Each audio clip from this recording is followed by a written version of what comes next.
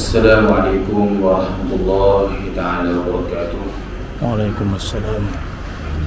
Alhamdulillah. Alhamdulillahilladzi akmala ad-din wa atamma 'ala an-ni'mah wa radina al-islam dinan. Asyhadu an la ilaha illallah al-malikul haqqul mubin wa asyhadu anna Muhammadan 'abduhu wa rasuluhu as-sadiqul amin. Salatan wa salaman ala ibadihi istafa sallallahu alaihi wasallam alaihi ajma'in. Fafahamna Sulaiman kullam atayna hukma wa ilma safarna ma'a dawla al-jibal sabana turkunna fa'ilin. Ya hayyu ya qayyum ya rabb Musa wa Harun ya Ibrahim ya Muhammad sallallahu alaihi ajma'in. Allahumma rzuqna fahma wa hikmata wal 'aqla wa rahmatika ya arhamar rahimin. اللهم افتح علينا فتوح العارفين وارزقنا فهم النبيين والعلماء العاملين حزب المرسلين وإمام المتقين برحمتك يا أرحم الراحمين. Alhamdulillah syukur kepada Allah Subhanahu wa taala kerana kita dapat mengerjakan ibadah dan dapat duduk dalam ibadah dan ketaatan kepada Allah Subhanahu wa taala. Alhamdulillah bi ni'matihi tatimmu shalihat. Pada malam ini kita sambung lagi kitab kita ini, qala al-muallif rahimahullah ta'ala wa nafa'ana bi'ulumihi wa 'ulumina fid darain ya rabbal alamin. Maka tilik olehmu hai murid dan fikir olehmu akan dia yang mana yang terlebih kasih kepadamu, maka ambil olehmu akan dia. Dan engkau hai murid tiada dapat engkau lari daripada takdirnya. Maka jika engkau fikir akan kata ini dengan sebenar-benarnya, dengan fikirnya, nescaya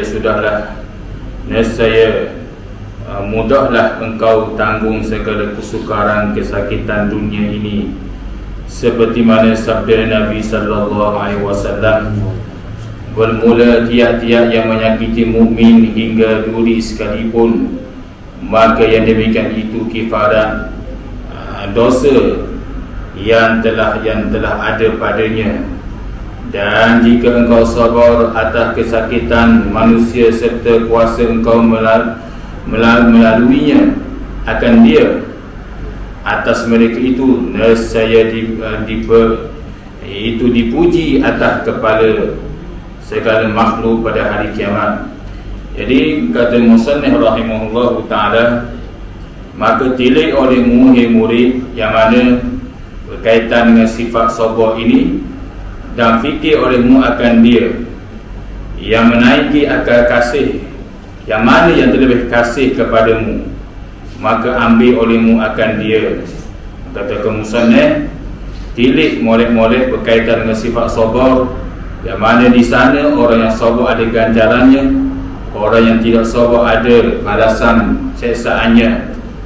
Dan engkau hai murid tiada dapat engkau lari daripada takdirnya. Jadi kata musannif, murid yakni orang-orang yang menjalan hati ke haratillah, orang-orang yang sentiasa memburu keadaan Allah, engkau tidak dapat nak melarikan daripada takdirnya Allah. Maka jika engkau fikir akan kata ini, kata mana?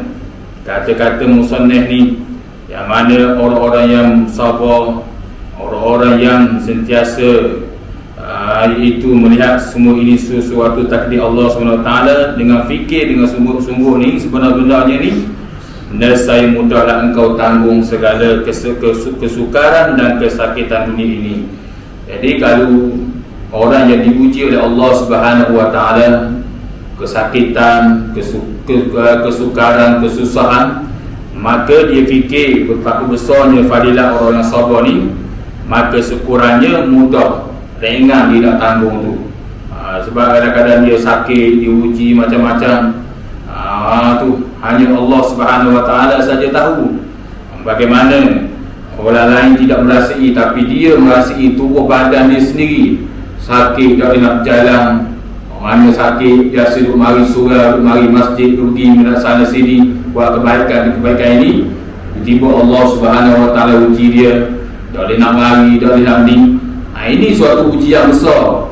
maka syukurannya bila dia tahu ataupun orang yang bagi tahu pada dia kelebihan sabar ni, maka syukurannya dia dapat ringan sedikit daripada ujian yang Allah Subhanahu Wa Taala, sebab dia nampak kelebihan yang Allah Subhanahu Wa Taala akan beri kepada orang yang sabar ni. Seperti mana sabda Nabi sallallahu alaihi wasallam, "Bermula tiap-tiap yang menyakiti mukmin hingga duri sekalipun, maka yang demikian itu kifarah dosanya yang telah ada padanya."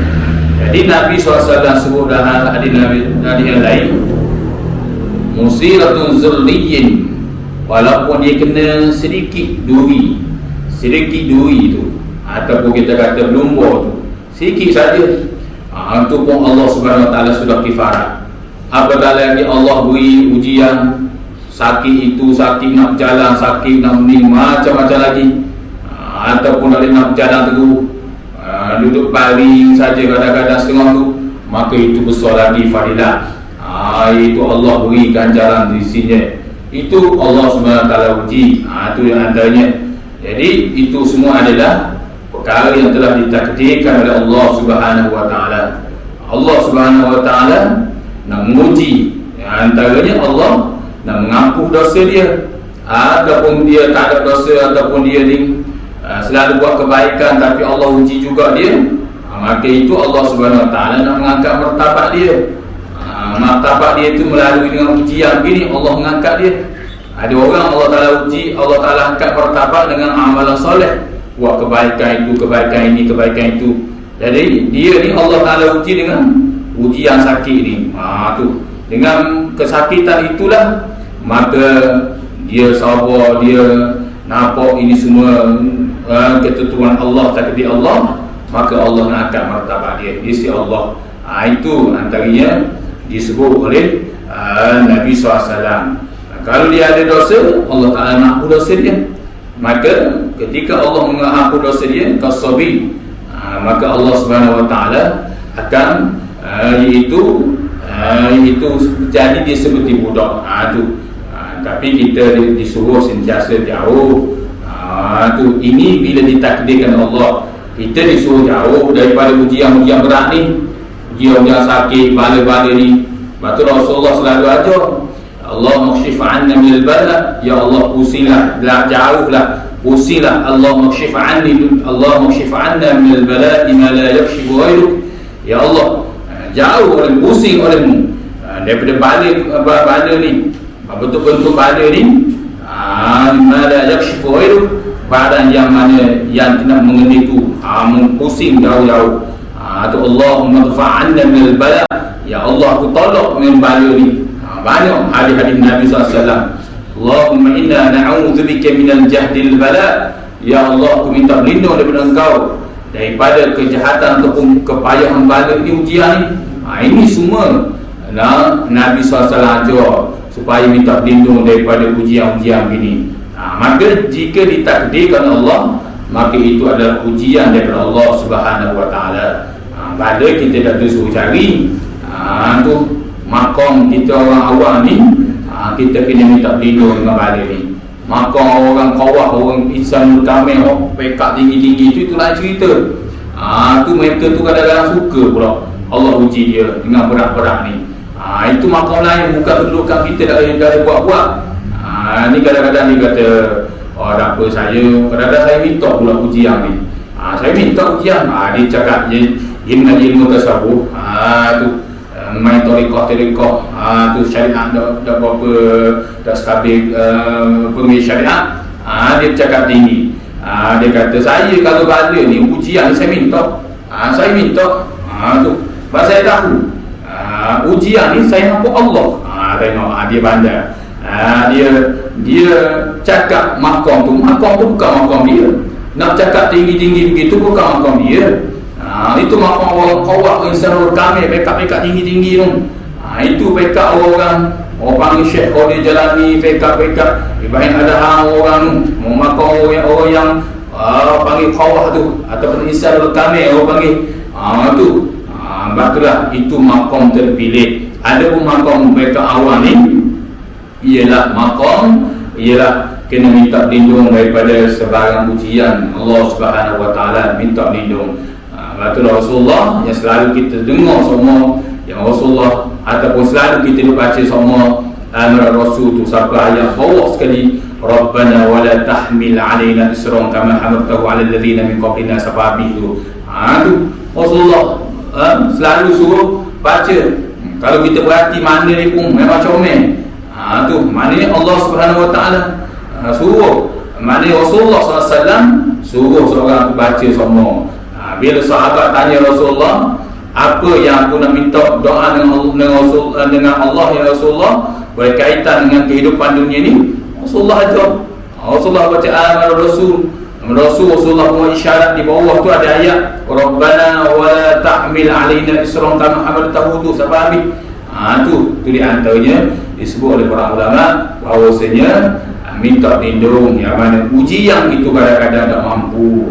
Tu Allah Ta'ala, sebab Allah ni dia bagi ujian kepada seseorang, dia mengikut kemampuan seseorang. Dia tengok hamba ni dapat mampu ujian ni. Kalau hamba ni tak mampu, dia tak beri ujian. Tu Allah uji seseorang tu kerana dia tahu seseorang hamba itu dapat sabar ataupun dapat menahan ujian tu dengan balik kepada Allah Subhanahu wa taala. Allah Taala tidak akan uji mana mereka tidak mampu. Tetapi para ulama menyatakan ada juga yang mana Allah uji yang mana dia tidak mampu menangguhnya. Maksudlah doa itu Rasulullah selalu baca, Rabbana wala tahmil alaina isran sampai qomil kafirin tu. Takut Allah uji kepada kita yang mana ujian itu kita tak mampu nak menanggung. Na'udzubillah. Bila tak mampu, kata Rasulullah, fayaqulu, maka dia akan berkata, lima Allah Azza wa Jalla yaf'al, kenapa Allah buat aku begini? Bapa Allah buat aku begini? Orang tu molek tu dah sakit, aku Allah Ta'ala buat begini. Bapalah Allah. Tu dia bersalah pada Allah pula. Tu sebab apa? Sebab dia menerima suatu ujian yang tidak mampu. Itulah Rasulullah selalu suruh baca doa itu. Di antaranya qala musannif rahimahullahu ta'ala, dan jika engkau sabar atas kesakitan manusia serta kuasa engkau melalui akan dia atas mereka itu, nescaya dipuji atas kepala engkau segala makhluk pada hari kiamat kelak. Jadi bila seorang tu sabar di atas kerana manusia ni, maka dia dapat lalu jalan molek, nescaya dia dibanggakan, dipuji di hari kiamat kelak oleh segala makhluk akan puji dia. Maka orang sabar ni hebat di sisi Allah Subhanahu wa taala. Itu di antaranya qala musannif rahimahullahu taala, hikayat ya hikayatun, yakni suatu cerita. Hadhihi hikayatun azimun, ini suatu hikayat yang sangat besar. Fadilat itu perkembangannya. Adalah seorang raja pada zaman dahulu dan ada baginya seorang sahir. Jadi tukang sihir ni. Maka tak kala tua ia, maka katanya bagi raja, hei raja, suruh olehmu kepadaku seorang kanak-kanak supaya aku ajar akan dia ilmu sihir. Ni kita baca raja sikit ni. Dia ada cerita dia ni panjang. Maka bila begitu kita baca, kita buat selalu, iaitu pada zaman dahulu ada seorang raja. Zaman raja itu nama Zurwah. Dan dia bila ada Zurwah ni, dan ada baginya seorang sihir. Orang sihir ni, tukang sihir ni, yang mana tak kala tua lah. Tukang sihir ni tua lah, raja kafir ni. Maka katanya bagi raja, kata tukang sihir ni, sahir, yakni tukang sihir ni, bagi raja, hei raja, suruh olehmu kepadaku seorang kanak-kanak supaya aku ajar ilmu sihir padanya. Dia kata raja Zurwah, wahai Zurwah ni memang jahat, dia ni mengaku Tuhan ni, dia suruh orang sembah dia ni. Dia suruh seorang pemuda, dia suruh cari seorang pemuda ni supaya nak turun ilmu sihir pada dia ni.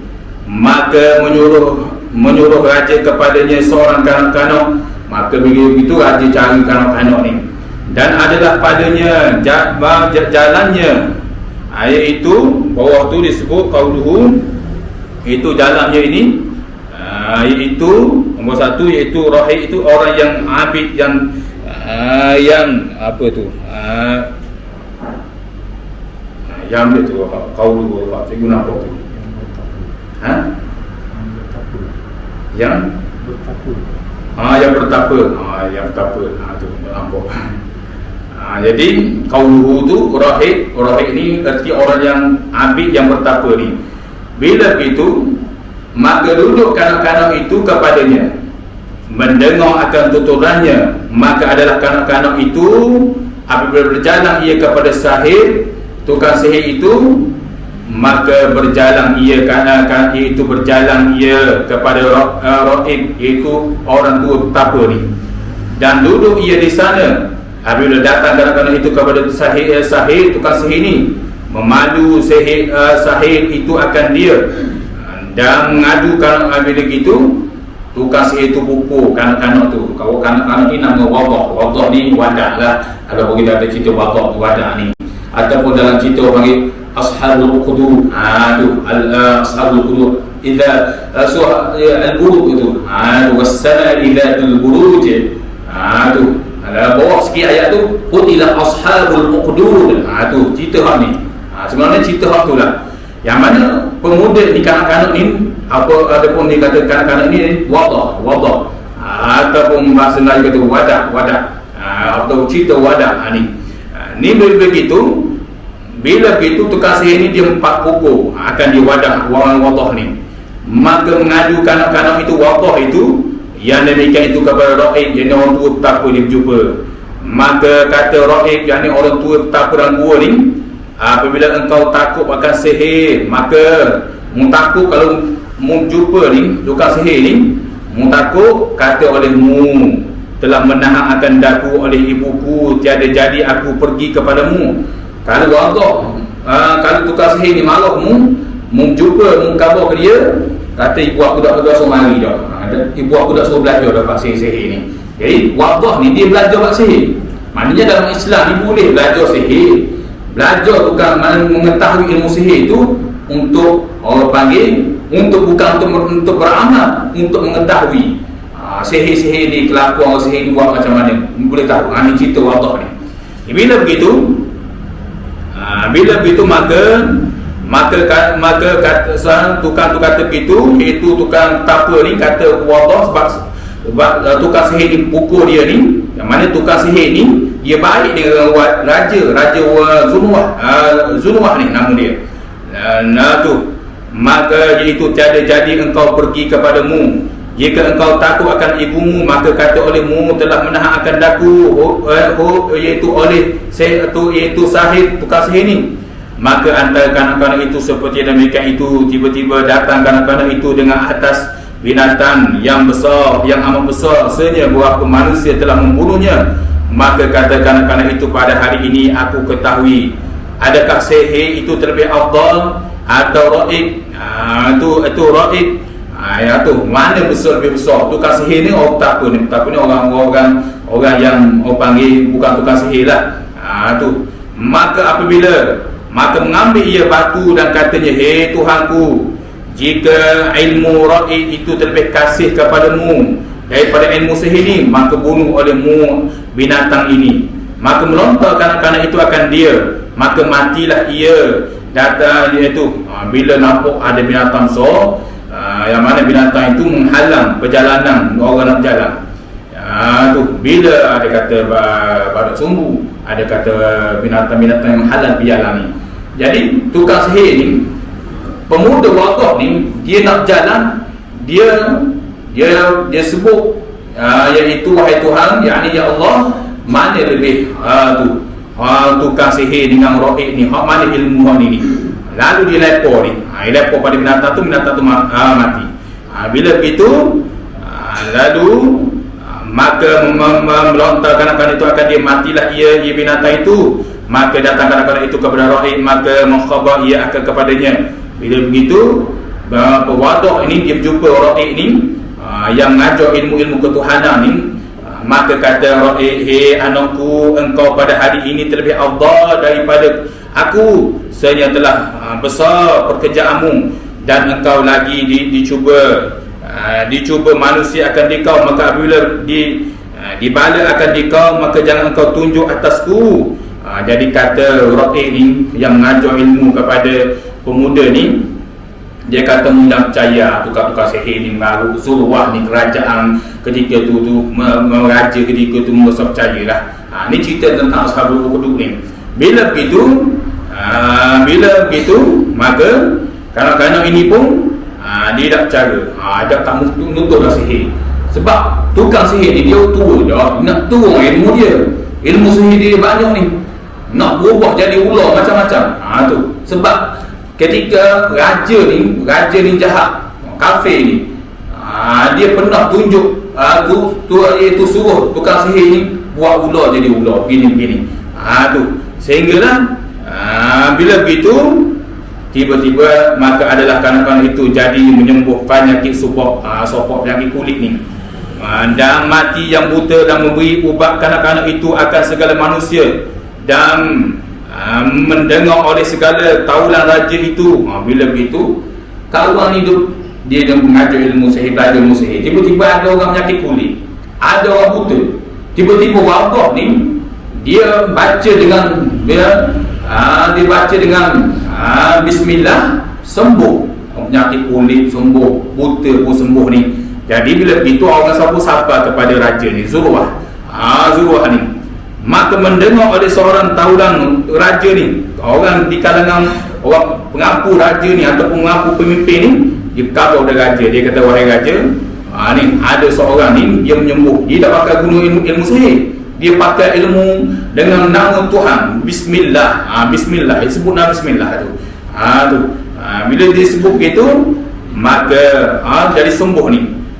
Maka datang kanak-kanak itu kepada dengan beberapa hadiah yang banyak, serta katanya, jika engkau sembuh mataku, nescaya aku akan berikan segala harta ini kepadamu. Jadi bila begitu sohorlah Wadah ni seorang pemuda ni, dia sohor dah. Jadi sohor, pandai berubat dengan nama bismillah, dengan bismillah saja. Bila disebut dengan bismillah tu, maka sembuh. Jadi ramai orang pakat berubat belaka ni. Jadi pakat lari dengan orang tukar sihir ni. Jadi bila begitu raja nak marah lah. Raja tahu tu nak marah, maka sembuh mata, dan maka percayalah ia dengan hak Allah Ta'ala. Maka jadi ramai orang percaya dah. Semakin orang percaya dah, orang percaya, orang kita kena beriman kepada Tuhan, kepada budak ini, yakni Allah Azza wa Jalla. Tu dia. Bila begitu maka dah sembuhlah mata seorang tu. Maka datang orang itu kepada raja, maka raja mengajar, kata, siapa yang menjumpa matamu? Katanya, Tuhanku.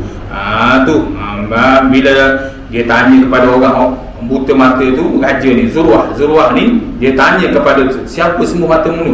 Dia kata, Tuhanku. Kata raja, adakah Tuhanmu yang lain daripada Tuhanku? Maka raja Zurwah ni, dia kata, adakah yang sembuh mata ni Tuhan yang selain daripada Tuhanku ni? Ke Tuhanmu sama juga dengan Tuhanku ni? Dia tanya tu. Bahkan Tuhanku, bahkan Tuhanku, Tuhanmu, maka mensaksi raja itu akan dia. Bila begitu orang yang sembuh mata dia kata, yang sembuh mata aku ni Tuhan aku dan Tuhanmu. Maksudnya dia Allah lah. Tukar sembuh ni. Jadi raja pun ada perasaan nak marah kali ni.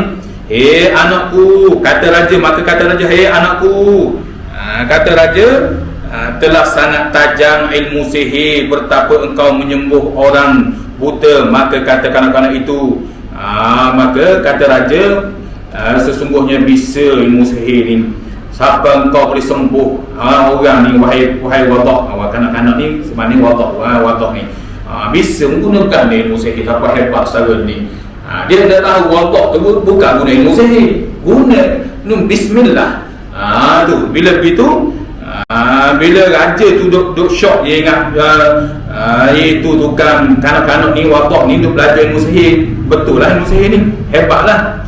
hingga menunjuk ia kepada rakyat, maka datang dengan rakyat itu, katanya raja kepada rakyat, kembali olehmu daripada agamamu, maka tiada mahu rakyat itu kembali kepadanya, dan menyuruh raja itu baru maka diseksanya. Jadi rakyat itu orang tak pada dua orang yang panggil tidak orang beriman ni, orang yang takut ni, dia tak percaya pada raja.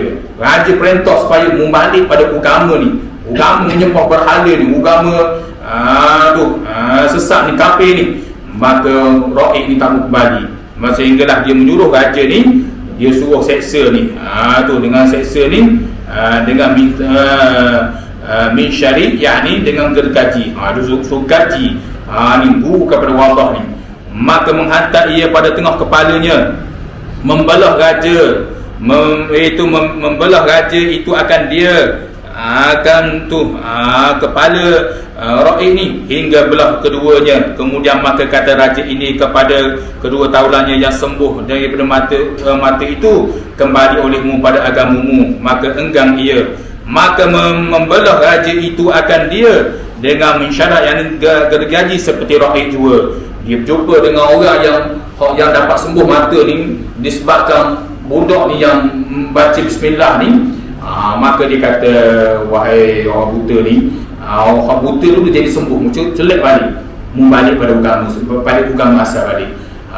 Hak pemuda ni tak ampuh juga, tak ampuh nak tetap beriman kepada Tuhan, kepada budak ni, wallah ni, Allah Azza wa Jalla, itu di antaranya. Jadi bila gitu, raja pun dia belah kepala seperti mana dia belah kepala rakyat juga ni.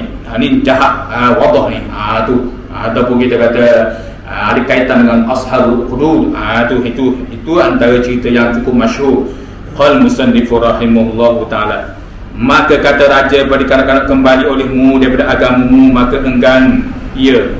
Maka raja pun cakap molek dengan wadah, wahai wadah, balik pada agama aku ni, baliklah, tak usah main-main gini lah.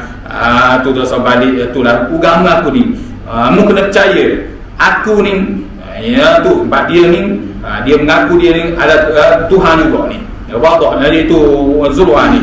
Maka enggan kanak-kanak itu, maka kata raja bagi taulannya, bawa olehmu kanak-kanak ini ke bukit yang amat tinggi, maka tak tahu sampai ke puncaknya, maka guling olehmu akan dia. Kemudian maka menaik mereka itu dengan dia ke atas bukit, maka kata kanak-kanak itu, hei Tuhanku, tolong olehmu akan mereka itu daripada aku.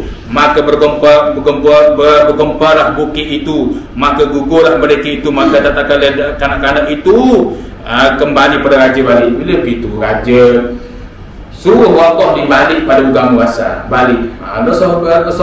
Jangan kamu beriman Tuhan yang selain berlaku ni. Jadi wadah ni tak ampuh juga, tetap nak, orang panggil tetap nak beriman kepada Allah Subhanahu Wa Taala juga.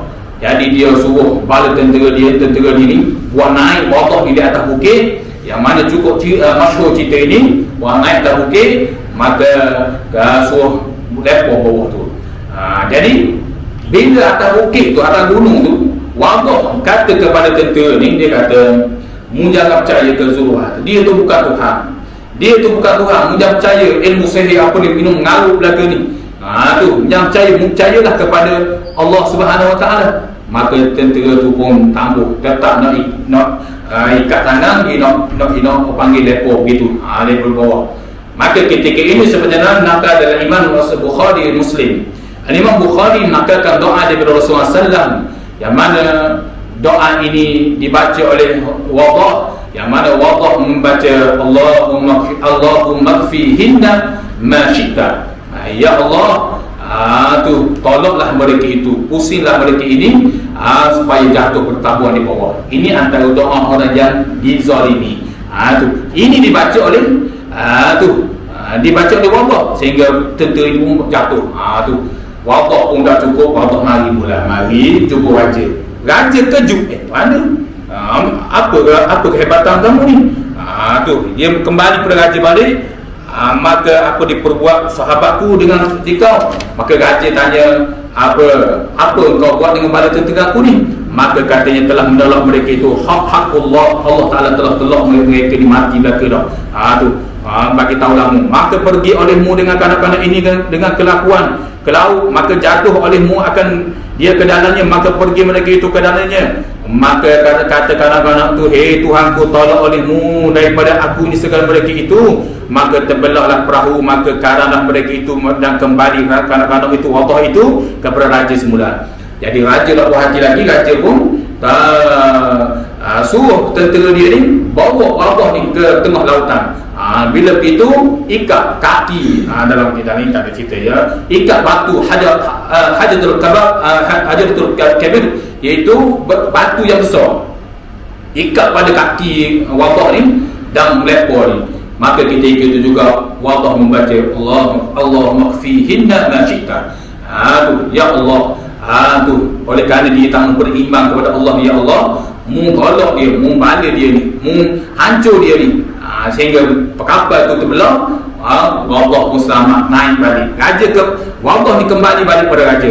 Maka jatuhlah bala tentera ni dalam laut belaka, mati belaka ni. Maka begitu ketika itu maka terbelahlah perahu, maka karang mereka itu kembali, mereka itu wabah itu kepada raja, serta katanya adalah segala mereka itu sudah karang mati dah. Raja tu wabah kata, tentera mu hari mati belaka dah. Raja kejut ni, apa ilmu maka ni? Raja ni kejut ni. Maka katanya, engkau hei raja tiada kuasa engkau membunuhku hingga engkau memperbuatkan barang yang aku kehendaki. Kata kanak-kanak itu, kata kanak-kanak ni, mu nak bunuh betul ke aku? Mu nak bunuh aku, tak boleh bunuh aku. Membuat apa sekalipun tanpa keizinan dari Allah, tak boleh bunuh aku. Kata Allah ni. Maka bila begitu, maka himpunlah olehmu, ni, mu nak bunuh aku boleh, mu kena ikut kehendak aku. Kan ni kata Allah kepada Zurwah, seorang raja ni, mu nak bunuh aku, mu kena ikut cara aku. Maka raja tanya, apa caramu? Maka himpunlah olehmu akan segala manusia di padang tu. Ni berlaku kisah di Yaman, di Yaman. Berlaku di Yaman ni. Mu kumpul manusia di tengah padang belaka, dan mu ikat tangan aku pada pokok, dan mu suruh orang panah ni, maka engkau sula akan daku ni pada cawan kurma, kemudian ambil olehmu akan panah, maka hantar olehmu akan mata panah itu dan dari itu pada busur, iaitu pada tempat mana tu, maka katakan olehmu bismillah. Mu kata gitu bismillah. Tu mu nak bunuh aku boleh, raja kata tu, kata Allah, tapi mu nak bunuh aku, mu kena ikut cara aku, mu ikat aku, mu kumpul semua manusia di Yaman ketika itu berlaku di Yaman ni, mu ikat di pokok, mu baca bismillah. Yang ni dalam kitab ni disebut bismillah, tapi dalam kitab Al-Asrar, iaitu An-Nadarah Al-Ahmad Syahaduddin, dia kata Bismillahirrabbilbulan. Mu kena baca tu, Bismillahirrabbilbulan, dengan nama Allah Tuhan kepada budak ini. Mu baca gitu. Maka tentera pun dibaca. Riwayat yang lain nyatakan, hal yang pertama, tentera itu dia baca seluruh, dia baca Bismillahirrahmanirrahim, mana baca dekat telinga je. Dia takut orang beriman ni, sebab orang semakin percaya kepada Allah ni. Itulah riwayat menyatakan bahawasanya pemuda yang askar yang nak panah ni, dia baca seluruh, dia takut orang lain dengar. Maka ketika dia baca itu, dia panah, tak kena. Sasaran tu tak kena. Kena tak lain. Tu apa kata, mu tak boleh baca slow, mu kena baca kuat. Lalu tentera tu baca Bismillahirrahmanirrahim, dengan nama Allah Tuhan kepada budak ini. Dia baca saja tu, maka kena lalu sasaran tu, mati selalu budak tu, Allah tu. Maka ketika itu semakin ramai orang beriman. Beriman ni. Itu Bismillahirrahmanirrahim, lontar ayat ini dengan panah, maka katanya pada otak lalu matilah kanak-kanak ni, kena pada otak tu mati. Maka kata segala manusia ramai percayalah akan Tuhan kanak-kanak. Bila manusia, bila ramai gitu, orang pakat beriman, orang daerah Yaman kena ikut pakat beriman, masuk Islam lah ke ni, pakat beriman kepada agama, kepada kanak-kanak ni. Ini perbahasan dia panjang berkaitan dengan kanak-kanak ni. Maka senyatalah beriman segala manusia, maka suruh raja mengauk, iaitu dengan gali parit ni suatu, ni Ashabul Ukhdud ni, gali parit ni suatu parit pada tengah-tengah jalan mereka itu yang tiada percaya. Maka dinyalakan segalanya api, maka diperbuat mereka itu akan dia, maka jatuh oleh segala mereka itu segala di dalamnya, maka mati sekalian mereka itu. Jadi bila begitu raja dak puas hati, bila orang pakat beriman lah ni, percaya kepada Tuhan itu Allah Azza wa Jalla ni, dia suruh pakat gali pagi. Gali pagi. Sebab itulah kalau kita tengok makna qutila ashabul uqdur an-nari zatul waqud. Ayat di bawah tu, wa ma naqamu minhum illa an yu'minu billahi al-azizil hamid. Sebab apa mereka jadi kena buat begitu? Nilai pun pari itu kerana mereka berpegang, wa ma naqamu minhum illa an yu'minu, kerana mereka itu berpegang teguh kepada agama Allah. Mereka itu diuji oleh Allah, mereka itu beriman, iaitu Tuhan mana? Al-Hamid, Al-Aziz dan Al-Hamid yang terpuji, yang mulia ni. Oleh kerana wa ma naqamu, mereka berpegang kepada agama Allah. Tengok, batullah kita tak nafi. Hari ni Allah berpegang teguh pada agama Allah, berpegang teguh pada syariat Allah. Macam-macam dia buat ujian, sekat ni lah, buat gini lah, buat gini. Ini yang berlaku ni. Ini yang Allah Subhanahu Wa Taala cerita dalam Al-Quran, bagaimana kisah ashabul uqdur. Tu sehingga digali parit, sehingga ada berlaku seorang budak kanak-kanak yang pandai bercakap. Dia nak lepor dalam pidok yang sehingga kanak-kanak tu bercakap, dia kata biarlah, tu wahai ibu, biarlah kita mati. Terkejunglah, terkejung dia sekali dalam hati itu. Jadi raja ni, jahat ni, tu Zulwah ni, banyak itu kisah wadah tentang ashabul uqdur. Kita kalau kita masuk, kita boleh tengok surah Al-Buruq. Kalau nak perbahasan lebih panjang lagi, Al-Imam Ibn Katsir dan Nihayah memperbahasakan berkaitan dengan tentang ashabul uqdur dari satu persatu hasil Al-Imam Ibn Katsir yang selama ini apa cerita Israiliyat itu Al-Imam Ibn Katsir rahimahullahu ta'ala. Maka tilik olehmu, hai saudaraku, akan sabar segala makhluk bertapa ia pada hal menahan mereka itu sangat azab, dan tiada yang terlebih ujub daripada ini. Maka tilik olehmu, maka kata musannaf, tilik bagaimana mereka itu diumbar dalam neraka kerana berpegang teguh pada agama Allah. Mereka diumbar dalam parit api, tapi mereka tetap berpegang teguh kepada agama Allah Subhanahu Wa Taala. Jadi saya rasa bertidur, maka tilik olehmu, sebab comel situ, kita berhenti situ comel, maka tilik olehmu. Jadi kita tafakur dulu, kita berhenti dulu setakat ni. InsyaAllah umur kita panjang, kita akan sambung balik selepas daripada bulan Ramadan ini. Mudah-mudahan apa yang kita dengar pada malam ini menjadi manfaat untuk semua. Mudah-mudahan Allah SWT sentiasa merahmati kita, panjang umur kita dalam ibadah dan ketaatan kepada Allah Subhanahu Wa Taala. Wallahu a'lam. Auzubillahi minasyaitonir rajim. Bismillahirrahmanirrahim. Allahumma zayyina bi zinil iman waj'alna hudatan muhtadin. Rabbana atina fid dunya hasanah wa fil akhirati hasanah wa qina adzabannar. Wa sallallahu ala Muhammadin wa ala alihi wa sahbihi wasallam. Walhamdulillahi rabbil alamin. Assalamualaikum warahmatullahi wabarakatuh.